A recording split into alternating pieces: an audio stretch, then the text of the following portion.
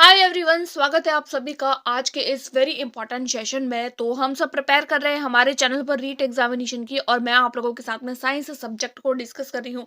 Biology की सारी classes already हम लोग डिस्कस कर चुके हैं। आज की वीडियो में हम लोग केमिस्ट्री की क्लास नंबर सेकंड करने वाले हैं। क्लास नंबर फर्स्ट में हम लोगों ने अणु और परमाणु को कंप्लीट कर लिया था। तो इसके रिगार्डिंग जितने भी प्रीवियस ईयर क्वेश्चन है इंपॉर्टेंट है और किस तरीके के क्वेश्चन बनते हैं, जैसे आरटेट और हीट में किस तरीके के क्वेश्चन बनते हैं, उनको आज की वीडियो में हम लोग डिस्कस करने वाले हैं। जहां जरूरत लगेगी वहां एक्सप्लेनेशन भी देखेंगे। और इसकी कंप्लीट पीडीएफ के लिए आप मेरे टेलीग्राम ग्रुप को ज्वाइन कर सकते हैं। एज अ टेस्ट आप लोग दीजिएगा और 20 में से कितने मार्क्स आप लोगों के बन रहे हैं वो मुझे कमेंट करके जरूर बताइएगा। और बायोलॉजी की कंप्लीट पीडीएफ के लिए आप मेरे टेलीग्राम ग्रुप को ज्वाइन कर सकते हैं, और इस वीडियो के नीचे आप लोगों को टेलीग्राम ग्रुप का लिंक मिल जाएगा। स्टार्ट करते हैं बिना किसी देरी के वीडियो को। सबसे पहले हम लोगों को से फर्स्ट क्वेश्चन है कि परमाणु की किसी कक्षा में अधिकतम इलेक्ट्रॉनों की संख्या होती है। यानी ये जो क्वेश्चन है वो आप लोगों की रीट 2012, यानी जब 2012 से 2012-11 में ये जो पेपर होता था वो आरटेट के नाम से जाना जाता था। और आरटेट 2012 में पूछा गया सवाल है कि कोई भी परमाणु होता है उसी उसकी कक्षा में अधिकतम इलेक्ट्रॉनों की संख्या किस तरीके से ज्ञात कर सकते हैं। 2n से, 2 की घात n से, 2n+1 से, या फिर n से। तो मैंने आप लोगों को जब पढ़ाया था बोर का परमाणु मॉडल, तब मैंने आप लोगों को उसके साथ में ही बताया था कि परमाणु के अधिकतम इलेक्ट्रॉन की संख्या ज्ञात करने का सूत्र होता है 2n², यानी 2n की घात 2। तो यहाँ पर 2n की घात कहाँ लिखा हुआ है, तो ये लिखा हुआ है हमारे बी ऑप्शन में, इसीलिए फर्स्ट का हो जाएगा B will be right answer.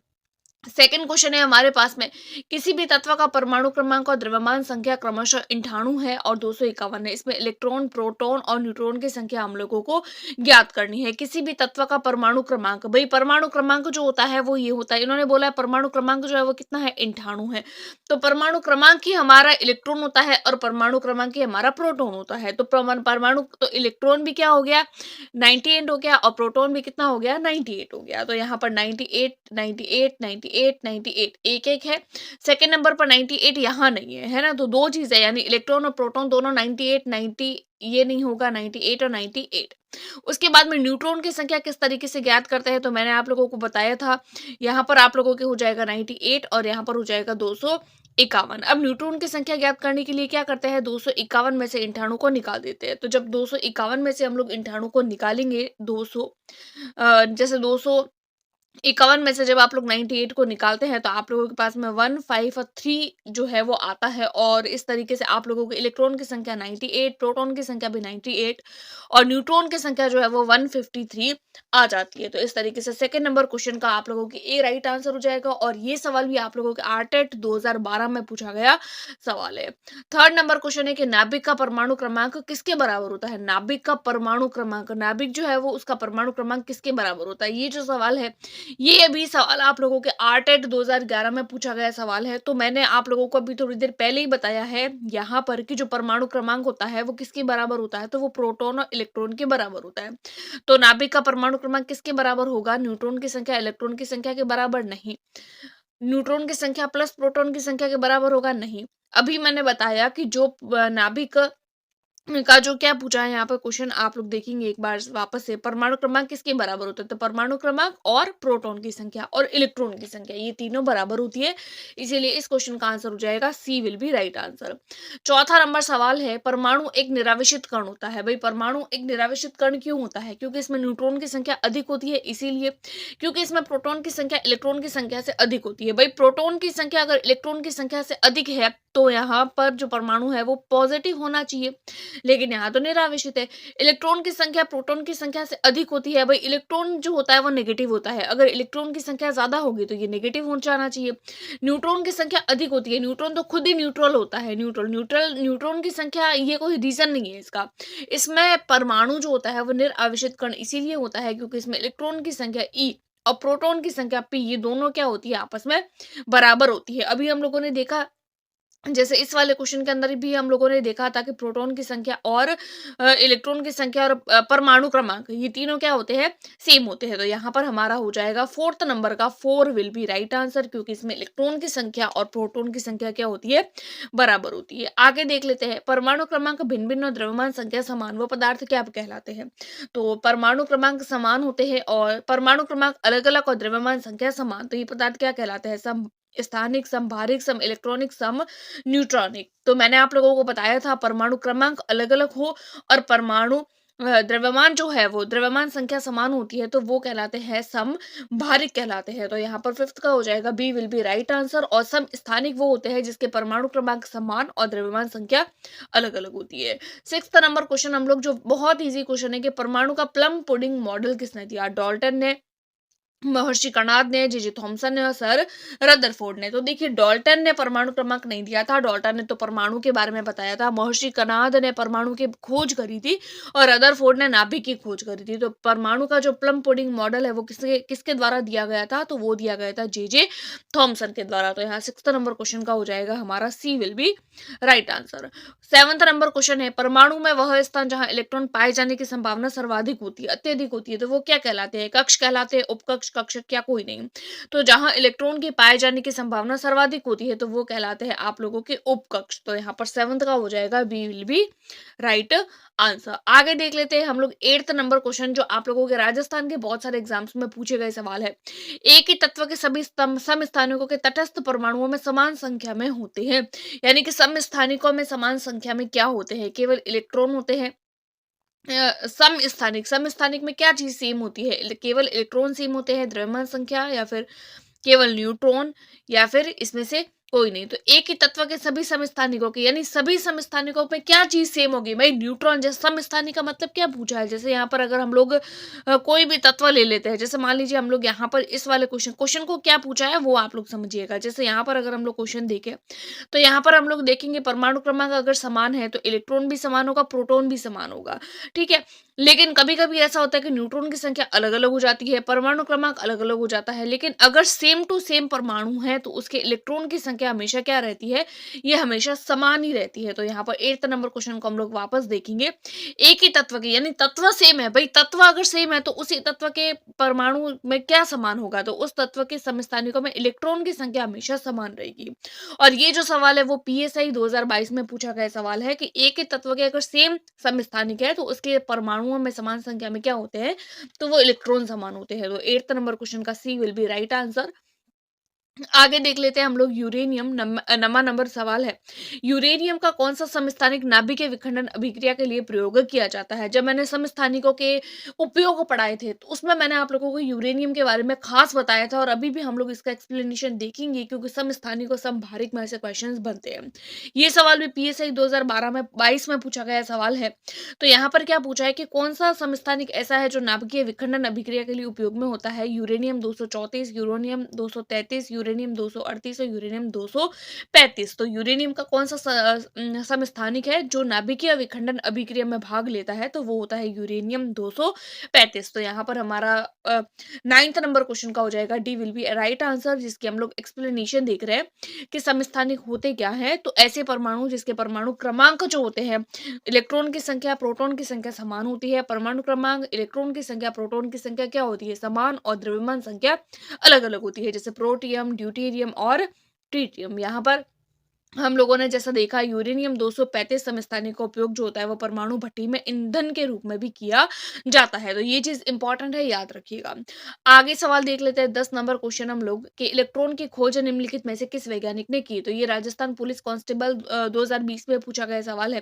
पर ये तो बहुत ईजी है। न्यूट्रॉन की खोज किसने कर इलेक्ट्रॉन की खोज किसने करी थी? न्यूट्रॉन ने, गैलीलियो ने, प्रोटॉन ने, या फिर जे थॉमसन ने। तो इस क्वेश्चन का आंसर जो है वो आप लोगों को कमेंट में बताना है। कमेंट में बताने की जरूरत नहीं है, हालांकि मैं ही बता देती हूँ, इजी क्वेश्चन है। इलेक्ट्रॉन की खोज किसने करी थी? तो इलेक्ट्रॉन की खोज जो है वो आप लोगों के न्यूट्रॉन ने नहीं करी थी, गैलीलियो ने नहीं करी थी, प्रोटॉन ने नहीं करी थी, बल्कि करी थी जे थॉमसन है। तो यहाँ पर हमारा 10 नंबर क्वेश्चन का हो जाएगा D will be right answer, जिसका एक्सप्लेनेशन देख रहे हैं हम लोग।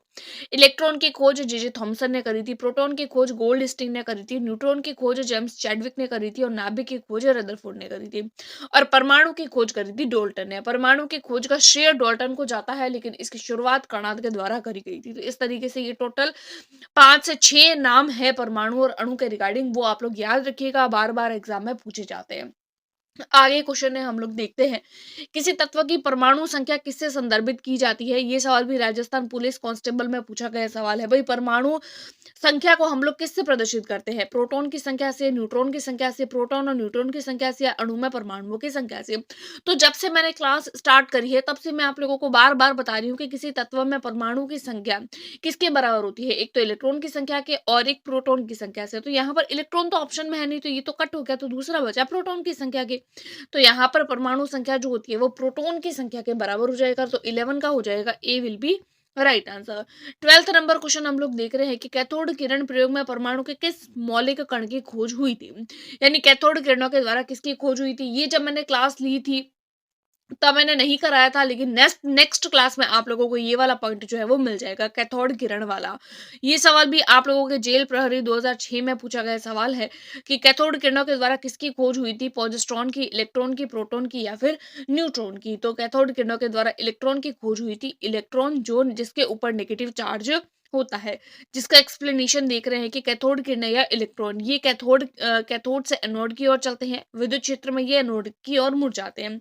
इलेक्ट्रॉन का भार जो होता है वह हाइड्रोजन के भार के 1/1840वें भाग के बराबर होता है। ये किरणें यांत्रिक प्रभाव दर्शाती है और थॉमसन ने इनको इलेक्ट्रॉन कहा था। यानी कैथोड किरणें और इलेक्ट्रॉन सेम ही है। कैथोड किरणें पहले बोला जाता था, लेकिन थॉमसन ने इसको इलेक्ट्रॉन नाम दे दिया।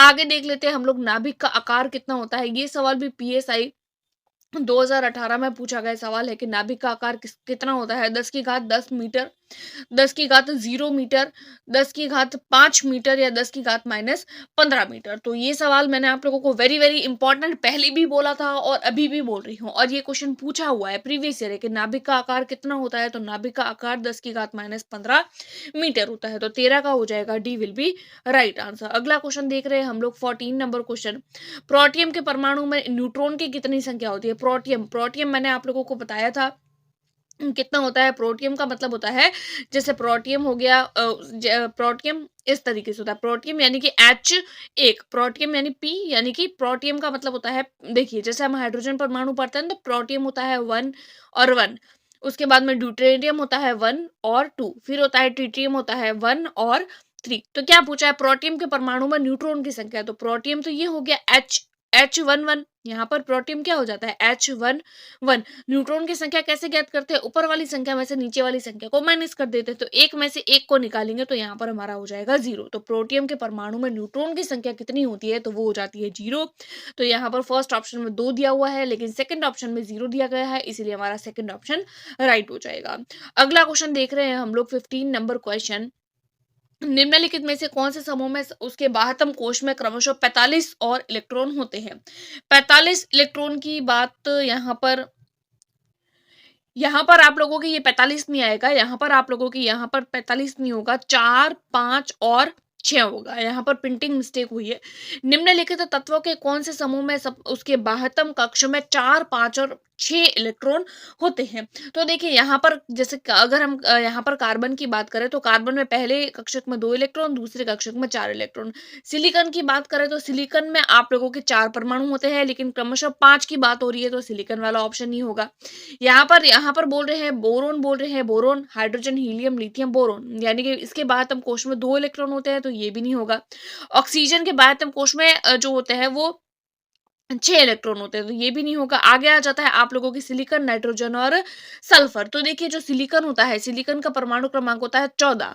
तो 14 किस तरीके से हम लोग इलेक्ट्रॉन भरते हैं? पहले 2 भर लिए, फिर 8 भर लिए, पीछे कितने बचे भाई? 14 में से 2 और 8 10 भर लिए, पीछे बचे 4। तो सिलिकॉन में 4 इलेक्ट्रॉन हो गए।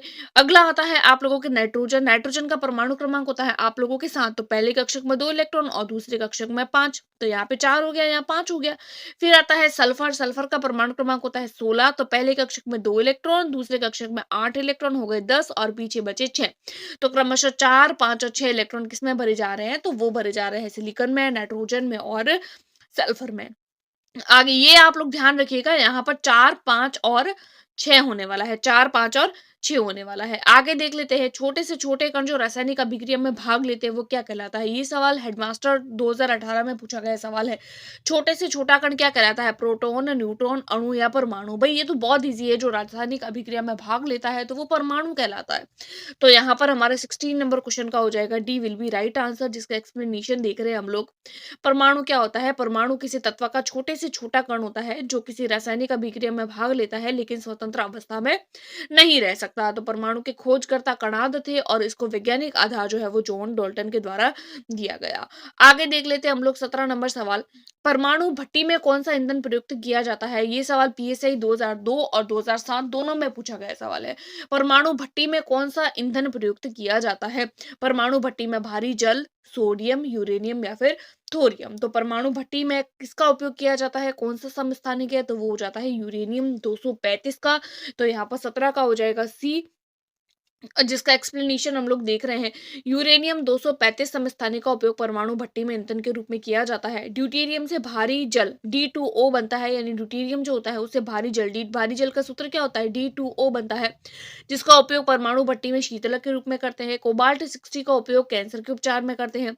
आयोडीन के समस्थानिक I131 का उपयोग घेंगा के उपचार में करते हैं। सोडियम समस्थानिक Na24 रक्त परिसंचरण में रुकावट ज्ञात करने में किया जाता है। तो इस तरीके से हम लोगों ने इसका एक्सप्लेनेशन भी देख लिया। आगे देख लेते हैं हम लोग 18 नंबर क्वेश्चन। हीलियम के नाभिक में होता है, ये सवाल आरएस 1996 में पूछा गया सवाल है। हीलियम के नाभिक में क्या होता है? भाई हीलियम क्या होता है? तो हीलियम जो होता है, जैसे हाइड्रोजन और हीलियम, तो हीलियम के नाभिक हीलियम जो होता है वो 2 नंबर पर होता है। तो इसके अंदर 2 ही प्रोटॉन होते हैं और 2 ही इसके अंदर न्यूट्रॉन होते हैं। किस तरीके से? भाई एक प्रोटॉन तो होगा नहीं, क्योंकि इसका परमाणु क्रमांक 2 है, तो एक प्रोटॉन ही होगा, एक प्रोटॉन ही होगा। 2 प्रोटॉन होंगे और यहाँ पर साथ-साथ में 2 न्यूट्रॉन भी होते हैं। कैसे होते हैं वो हम लोग देखेंगे। जैसे हाइड्रोजन हीलियम हो गया, हीलियम में यहाँ 2 होता है, यहाँ 4 होता है। तो न्यूट्रॉन की संख्या कैसे ज्ञात करते हैं? 4 में से 2 को निकाल दिया तो 2 आ गया, तो 2 न्यूट्रॉन और 2 प्रोटॉन। तो यहाँ पर हमारा हो जाएगा 18 नंबर क्वेश्चन का C will be right answer. 19 number question है, समस्थानिक C14 किससे संबंधित है? ये सवाल भी आरएस प्री एग्जाम में 1993 में पूछा गया सवाल है आप लोगों के, कि समस्थानिक कार्बन 14 का उपयोग कब किया जाता है? कैंसर के निदान में, पृथ्वी की आयु निर्धारण में, फॉसिल जीवाश्म के आयु निर्धारण में, अनुरेखण तक टेक्निक में। भाई जो कार्बन के समस्थानिक होते हैं, कार्बन डेटिंग विधि का उपयोग कब किया जाता है? तो कार्बन डेटिंग विधि जो होती है उसको जीवाश्मों की आयु ज्ञात करने में किया जाता है। तो यहाँ पर 19 नंबर सवाल का हो जाएगा सी विल बी राइट आंसर। आगे देख लेते हैं हम लोग, निम्नलिखित में से कौन सा रेडियो एक्टिव समस्थानिक पुराने पदार्थों की आयु ज्ञात करने में? भाई पुराने पदार्थ बोलो चाहे जीवाश्म बोलो, बात तो एक ही है। और पुराने पदार्थों की आयु यानी पृथ्वी के रिगार्डिंग किसी भी चीज की अगर आयु ज्ञात करनी है तो वहां अगर आप लोगों को कहीं कार्बन दिख जाए ना, तो वही आंसर आप लोगों के राइट होगा। ये सवाल पीएसआई 2007 में पूछा गया सवाल है। तो आप लोगों के रेडियो एक्टिव समस्थानिक पुराने तत्वों की आयु ज्ञात करने में किसका उपयोग किया जाता है? हाइड्रोजन 2 का, कार्बन 14 का और नाइट्रोजन 15 का और ऑक्सीजन 18 का। तो आयु ज्ञात करने के लिए किसका उपयोग किया जाता है? तो वो किया जाता है कार्बन 14 का। तो इस तरीके से हम लोगों ने टोटल 20 क्वेश्चंस की क्लास को डिस्कस किया। आप लोगों के 20 में से कितने मार्क्स आ रहे हैं? अगर आप लोगों के इस टेस्ट सीरीज में 20 में से टोटल अगर आप लोगों के 15 मार्क्स भी आ रहे हैं ना, तो मतलब आप बहुत अच्छे चल रहे हैं, आप लोगों की तैयारी बहुत अच्छी है, आप 115 से भी अच्छे नंबर ला सकते हैं। और इसकी कंप्लीट पीडीएफ के लिए, ताकि आप लोग अगेन से वापस से टेस्ट दे पाए, तो आप मेरे टेलीग्राम ग्रुप को ज्वाइन कर सकते हैं। वीडियोस पसंद आ रही है तो प्लीज चैनल को सब्सक्राइब जरूर करें, अगर चैनल पर पहली बार विजिट कर रहे हैं, वीडियो को लाइक करें और एक प्यारा सा कमेंट छोड़े कि क्या हम लोगों को जो है वो आगे करना चाहिए, किस तरीके की क्लासेस हम लोगों को लानी चाहिए, या कोई आप लोगों की क्वेरी है, कोई क्वेश्चन है, तो उसके लिए भी आप कोई भी कमेंट बॉक्स में डाल सकते हैं। Thanks for watching.